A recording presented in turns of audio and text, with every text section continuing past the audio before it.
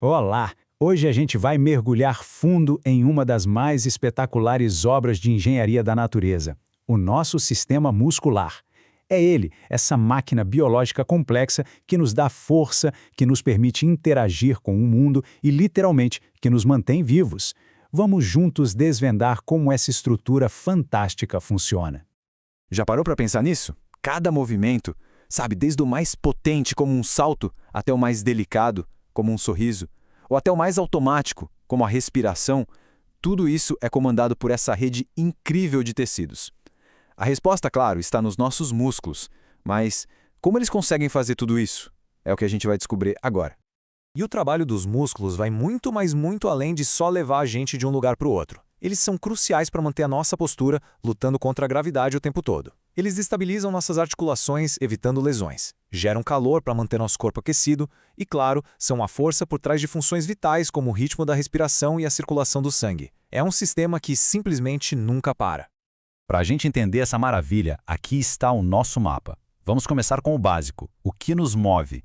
Depois, vamos conhecer os 3 tipos de músculo, dar um zoom na anatomia de um deles, entender a mágica da contração e, por fim, ver como eles são craques no trabalho em equipe.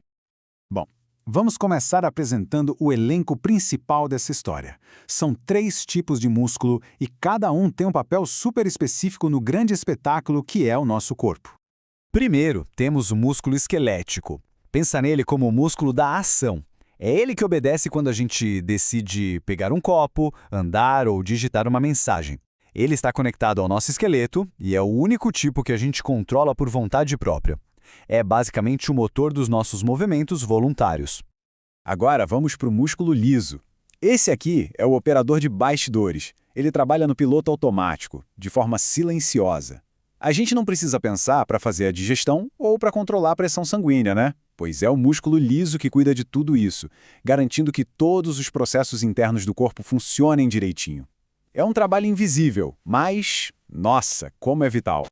E por último, mas com certeza não menos importante, o músculo cardíaco. Esse aqui é super especial, uma classe à parte. Ele só existe no coração. E o mais incrível é que ele combina a força do músculo esquelético com a resistência e o controle automático do músculo liso. A missão dele é uma só, mas é a mais crítica de todas: bombear sangue para o corpo inteiro sem descanso, do primeiro ao último dia de vida. Agora, olha que interessante essa tabela para a gente resumir tudo. Fica bem claro, né? O esquelético é voluntário, rápido, com uma contração bem forte, mas que não dura para sempre. O liso é o oposto, involuntário, lento, com uma contração mais suave, só que contínua. E o cardíaco? Bom, ele pega o melhor dos dois mundos. É involuntário como o liso, mas tem a contração forte e rápida do esquelético e com uma característica crucial: é contínua. Fica evidente a especialização de cada um. Ok, agora que a gente já conhece os tipos, vamos pegar uma lupa. Vamos focar no músculo esquelético, aquele dos nossos movimentos, e ver como ele é construído por dentro. A organização dele é a chave para entender como ele funciona tão bem. A estrutura de um músculo é muito parecida com um cabo de aço. O cabo inteiro seria um músculo protegido por uma capa mais grossa. Dentro desse cabo, a gente encontra vários feixes de fios menores, que são os fascículos. E se a gente olhar dentro de cada um desses feixes, encontramos os fios individuais, as fibras musculares. São as células em si. Essa estrutura de boneca russa, uma coisa dentro da outra, protege as fibras e permite que a força da contração seja transmitida de um jeito super eficiente para o osso. Bom, agora chegamos no coração do nosso assunto. Já vimos a estrutura, as fibras, agora vamos mergulhar dentro de uma única fibra para entender de onde vem a força. É aqui que acontece um verdadeiro balé molecular de uma precisão impressionante. E os protagonistas dessa dança microscópica são 2 proteínas, a actina e a miosina. A gente pode imaginar elas como filamentos que ficam lado a lado.